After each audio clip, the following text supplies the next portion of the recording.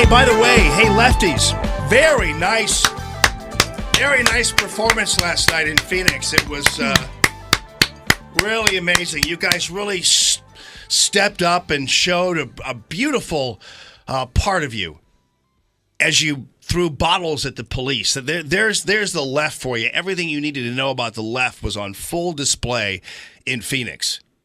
And the police fought back, which is fantastic too. Yeah. See the crowd backing up, but still facing that line of officers in defiance. You just saw one of the protesters go up there and actually kick a can of that. Out here that are kicking the pepper spray back, and a guy just got shot with a rubber bullet. That guy that you're looking at right now just got hit with what I think is with the rubber bullet. Yeah, right between the you-know-whats. Yep. And every time I hear rubber bullet, I don't know why, but I just get the, What do you want for nothing? Rubber biscuit? Rubber bullets? Rubber bullet to your balls? Rubber bullet? Yeah. Anyway, very nice performance last night on the part of the left. Great showing. Good going, guys. Keep it up. Keep it up. Ladies and gentlemen, Austin Petersen is with us at AP for Liberty, austinpetersen.com. He's running full throttle for the U.S. Senate for the nomination on the Republican side. Austin, how you doing, sir? Morning, Jamie. Always a pleasure. Always a pleasure as well to talk to you, too. So what is your take? You wanted to kind of chime in. Yesterday, we didn't have time to get you on because it would have been fresher, but I still, let's say you're in the U.S. Senate and you're Senator Austin Petersen of Missouri. Your response when you're interviewed by Fox News or Jamie Allman to President Trump's Afghanistan doctrine. Well, I agree with Trump that we shouldn't be nation building in the Middle East. I think that Afghanistan is the graveyard of empires for a reason, and we need to kind of learn the lessons of the Soviets from the mistakes that they made when they invaded Afghanistan, and we pushed them out successfully. That it's really not. It's kind of a no-win situation there. I mean, the only people who ever successfully conquered Afghanistan were the Mongols, and we're not Mongols.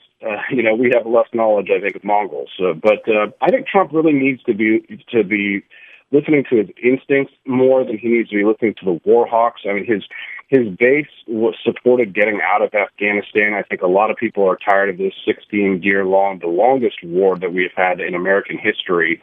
And we need to obey the Constitution. I stand with Rand Paul. We need to be talking about getting Congress more involved in these decisions, because I think a blanket war on terror that was authorized is the kind of thing that eventually, like the Founding Fathers said, a foreign war can eventually be used to abrogate civil liberties at home, and we need to be mindful of those things. Yeah, I think you make a great case, and I think Rand Paul does too. I'm a huge fan of his, and initially was a supporter of his, and then when Trump got in, I was absolutely on the Trump train. But I still I like the libertarian flair that President Trump has displayed on a number of different levels, and I think you're right. That's why I was a little concerned. I buy into this idea that there's a possibility that this is all kind of a pretense. We're laying it out on the table. We're basically involving everybody, Pakistan, NATO, and everybody else, and Afghanistan itself, and saying, all right, we're going to do our part. We're going to step up. But I'm not going to give you a timeline. I'm not going to tell you when we're going to leave. But the bottom line is it appears that he's setting the table and giving people just enough rope to hang themselves. And then ultimately that's the pretense and to get out at some point if these people aren't stepping up. And so I appreciated that. And, of course, I just got through saying my only concern about the speech Monday night was the fact that Lindsey Graham loved it. So that was my big deal. That's how you know that you're getting screwed. When Lindsey Graham, Mitch McConnell, Paul Ryan, and those guys are all on the same page, you better watch out. I know. I totally agree. Right, but here's the thing. There was a secret plan that they didn't listen to that I wish they would pay more attention to, because it was something that Ron Paul actually proposed right after 9/11. And it harkens back to the days of fighting Sale. You've got a big poster there at 97.1 about Brian Kilmeade's book about Jefferson fighting the Tripolitan Pirates. Those were the Muslim terrorists of their day. And one of the things that book doesn't mention is the secret history of the United States and their use of privateers.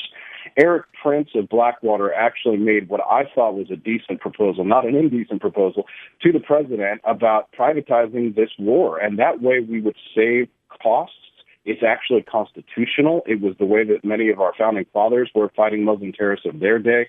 That's the Article 1, Section 8 section of the Constitution called a letter of marque and reprisal. That hasn't been used since the War of 1812, and it would need to be updated when I become a senator next year. But we're talking about privatizing it, and that's when you start getting the military-industrial complex starts to freak out. But this is cost-saving. This is cost-saving at its best. Yeah. This is the way for us to save American lives. But nobody listened to Eric Prince. I wish he would give me a call, because I think that that's the best way to go, because then we're not putting our American military service members, our heroes, in the line of fire all the time. If you think that the government sucks at planning here domestically, just imagine what they can do overseas, or they can't do overseas. We need to start talking about other options, and even some unconventional options, as long as they are constitutional. Blackwater would be cool. Blackwater is an awesome outfit. That's a very interesting concept for sure. I guess the only issue with that is you'd have to have, and I realize that people hate it when we talk about rules of engagement, but Blackwater, you give Blackwater the reins, heaven knows what'll happen out of that. But nonetheless, I think it's something to consider. But what? More importantly, I do believe that voices like yours, voices like Rand Paul's and others are necessary to balance. Because I think President Trump seems to be kind of in between these neocons and the libertarian point of view, and I kind of like it that way. I want him to skew more libertarian, but I think so far, as if he can keep these neocons from influencing him totally, I'll be happy. But Austin Petersen, thanks so much for being with us, buddy. At AP for Liberty on Twitter and austinpetersen.com. Always appreciate you joining us. And, of course, you're welcome anytime, brother. Thanks, Jamie. Have a good one. See you.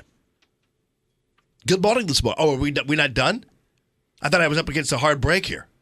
What? Remember I gave you that 1 minute? What? We're having trouble in the video room. Remember? What?